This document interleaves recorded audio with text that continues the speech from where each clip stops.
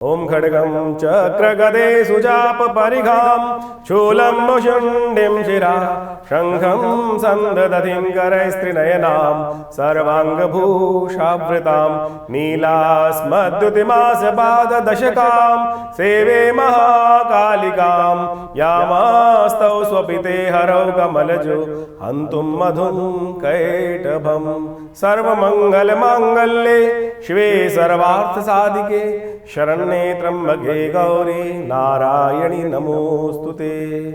नमस्कार, स्वागत है आपका आचार्य वाणी में। मैं आचार्य डॉक्टर विक्रमादित्य आपके साथ हूँ और आज का विषय है हमारा मिथुन राशि वालों के लिए ग्रह नक्षत्रों का योग। 4 तारीख मंगलवार के अवसर की सप्तमी तिथि विद्यमान है। इस दिन भानु सप्तमी है। भानु सप्तमी आरोग्य सप्तमी है। बृहस्पति महाराज मार्गी होने जा रहे हैं। 12वें भाव में चलते हुए बृहस्पति कहीं ना कहीं जो थोड़े जुर्माने भी कराते हैं आपके लिए, थोड़ा ध्यान रखना चाहिए। इन 3 महीनों में आपके लिए ग्रह नक्षत्र जो हैं लाभ के साथ साथ कहीं ना कहीं थोड़ी हानि भी पहुंचाने का कार्य कर सकते हैं, तो थोड़ा सा ध्यान रखते हुए कार्य करने की ज़रूरत है आपको। जो भी कार्य करें बहुत विचार को थोड़ा सा अपने आप को ध्यान रखें। मंगल को थोड़ा ताकत दीजिए। इस दिन हमने विवेकानंद योग आश्रम में सुंदरकांड का पाठ रखा है। शास्त्र गुप्त नवरात्रि का यज्ञ भी चल रहा है और ये आपके लिए अच्छा रहेगा कि सुंदरकांड का पाठ करें, क्योंकि भगवान जी की प्रेरणा से इस संसार में और देवता चित्त न धरहीं हनुमत से ही सर्वसुख करहीं। इस बात का ध्यान रखें। तो हनुमान जी की शरण में जाएं और वो कल्याण का योग बनाएंगे। जो बृहस्पति हैं जो थोड़े नुकसान करा सकते हैं इस वक्त, वो हनुमान जी की कृपा से सही दिशा प्राप्त हो सकती है आपको। 5 तारीख बुधवार का अवसर अष्टमी तिथि विद्यमान है। ग्रह नक्षत्रों के दृष्टिकोण से इस ग्रह आपके योग जो बन रहे हैं वो लाभ की स्थिति उत्पन्न करते दिखाई दे रहे हैं, सही दिशा में कार्य करते दिखाई दे रहे हैं। वो कहीं ना कहीं आपके लिए अच्छे रहेंगे। दूध का दान कीजिए, वो आपके लिए अच्छा योग बनाएगा। लाभ के योग बनते दिखाई देंगे आपके लिए।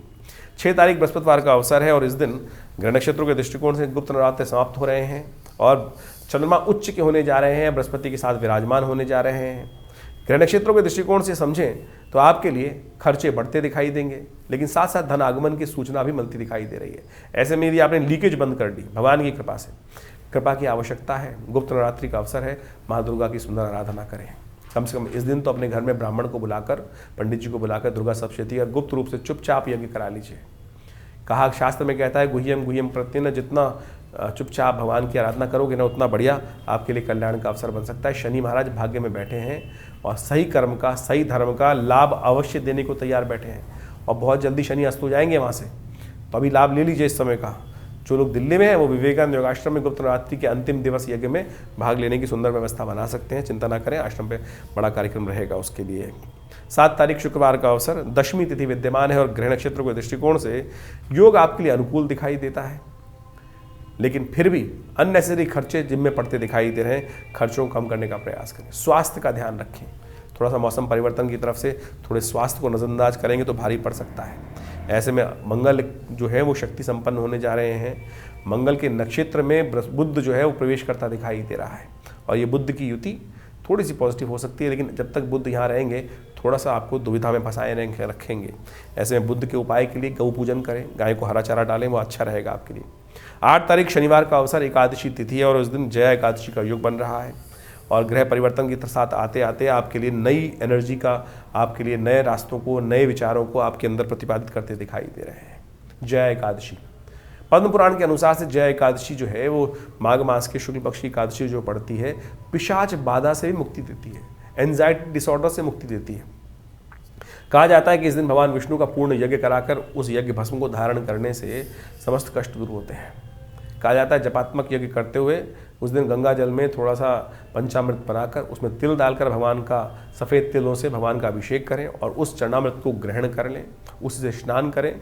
तो कहा जाता है कि प्रेत बाधा भी हो वो भी मुक्ति की तरफ चली जाती है।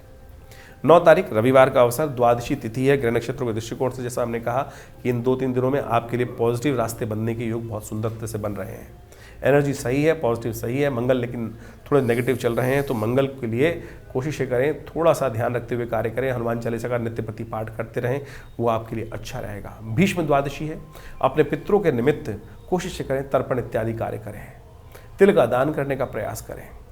तिल द्वादशी भी योग बन रहे हैं, तो ऐसे में इसका लाभ लेना आपके लिए अच्छा योग बनाएगा। हमने विवेकानंद योग आश्रम में इस शुभ तिथि पे यज्ञ रखा है, उसमें आप भाग लेंगे तो अच्छा रहेगा। पितृ की निवृत्ति के लिए, पितृ शांति के लिए ये कार्यक्रम रहेगा सुबह 8 बजे से लेकर 11 बजे तक।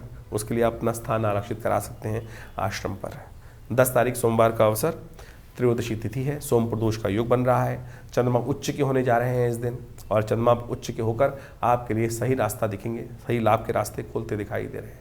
भगवान शिव को प्रसन्न करें, सोम प्रदोष है कुंभ के अवसर पर, ऐसे में यदि हो सके तो शाम को अवश्य भगवान शंकर का पार्थिव पूजन करते हुए उनका पूजन करें, बिल्वपत्र उन्हें अर्पित करें, कल्याण होगा। तो ये राशियों का भविष्यफल आपने जाना।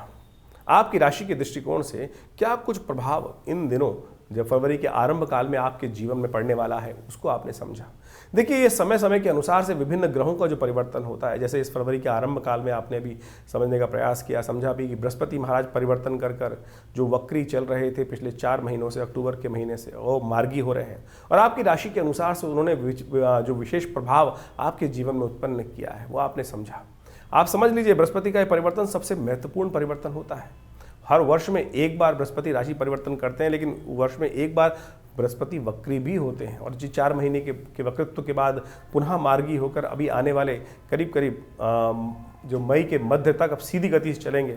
ये आपके भविष्य में, आपकी राशि के दृष्टिकोण से आपके जीवन में महत्वपूर्ण परिवर्तन लाने का योग बना रहे हैं।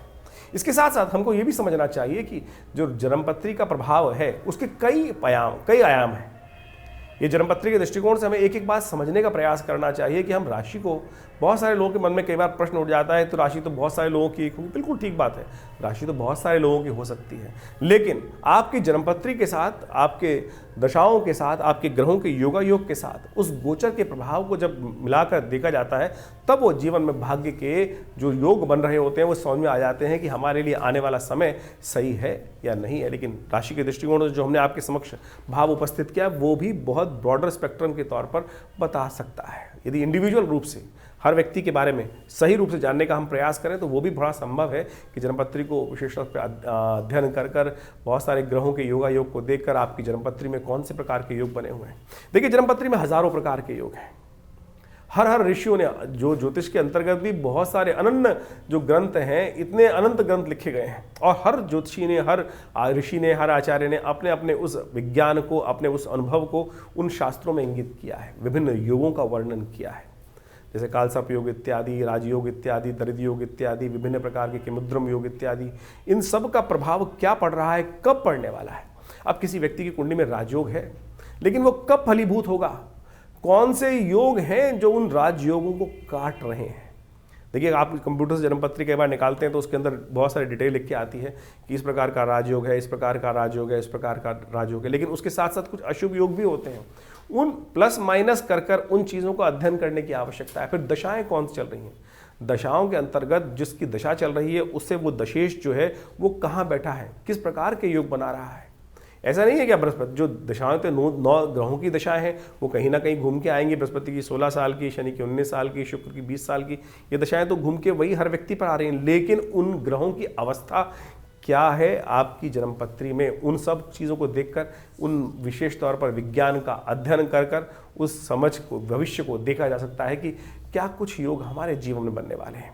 हम लोग व्यवसाय कर लेते हैं बहुत सारे, क्या वो व्यवसाय हमारे लिए उपयुक्त है? हर व्यक्ति के लिए हर लाइन उपयुक्त नहीं होती है, इस बात को हमें समझना चाहिए।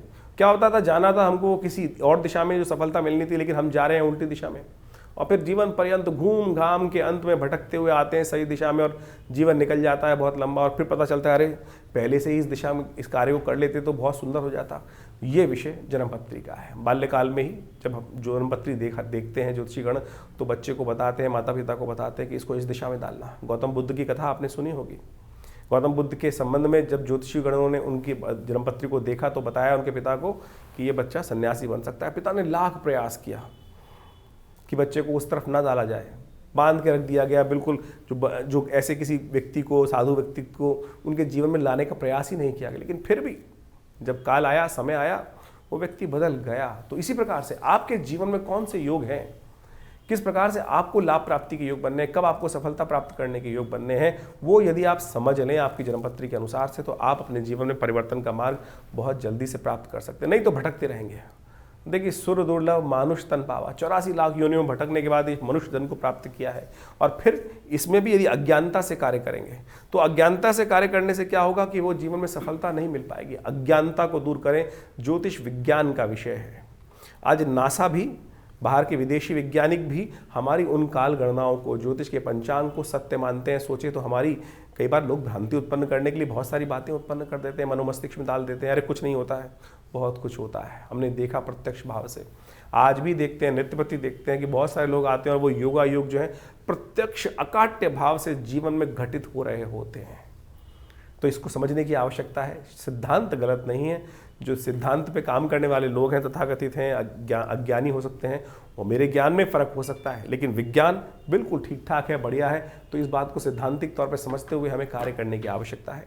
तो आप जन्मपत्री के संबंध में पूरी डिटेल, इस सब संबंध में आश्रम में जो कार्य होते हैं उनमें आप अच्छे से जुड़कर जान सकते हैं। अभी तो इन दिनों नवरात्र, गुप्त नवरात्रि के यज्ञ चल रहे हैं जो 6 तारीख तक चलेंगे। आप उनमें भी, उन नवरात्रों में भी भाग लेकर अपने जो ग्रह गणनाओं के अनुसार से उपाय करने का प्रयास करते हैं। देखिए एक बात समझें, हम ग्रहों के उपाय करने की तरफ जाते हैं, उपाय बड़े टोटकों में फंस जाते हैं। उपाय तो परमात्मा का स्मरण ही है। हम रविवार को आश्रम पे बहुत बड़ा विशाल यज्ञ करते हैं, समय समय पर सुंदरकांड, अनेक प्रकार के भजन कथाओं का आयोजन होता ही रहता है। निवारण वही है। हम छोटे छोटे टोटकों में या कुछ नगों में फंस जाते हैं और उनको निवारण करने की तरफ जाते हैं। भारतीय संस्कृति में सबसे श्रेष्ठ कार्य कहा गया यज्ञो वही श्रेष्ठतम कर्म। और हमारे आश्रम पे नित्यपति करीब पिछले 60 सालों से नित्यपति 8 घंटे यज्ञ चलता ही है। और हर रविवार को उस आश्रम में होने वाले उन यज्ञों में आप स्वयं भाग ले सकते हैं और हमारी तरफ से कोई शुल्क नहीं लगता उन यज्ञ इत्यादि में भाग लेने के लिए। नवरात्र का यज्ञ रहेगा, उसमें भी आप स्वयं आके बैठें। और अभी शिवरात्रि का कार्यक्रम बहुत बड़ा आने वाला है और उन सब में भी विभिन्न प्रकार के कार्यक्रम समय समय पर रहेंगे। तो आश्रम के साथ जुड़कर आप बहुत सारे अपने प्रश्नों का निवारण भी कर सकते हैं। हाँ, आपको कोई प्रश्न करना है और आपको लग रहा है फ़ोन नहीं मिल रहा है तो चिंता ना करें, इन नंबर्स पर आप व्हाट्सअप भेज सकते हैं, अपने प्रश्न को लिख के भेज सकते हैं। बहुत सारे लोग भेज रहे हैं और उनको समय के अनुसार से अवश्य जवाब भी देने का प्रयास करते हैं। तो आप भी इन नंबर्स को नोट कर लीजिए, अपने प्रश्नों को इन व्हाट्सअप के माध्यम से भी भेज सकते हैं हमारे पास। हम अवश्य प्रयास करेंगे जल्दी से जल्दी आपके प्रश्नों का समाधान आप तक पहुँचाएँ।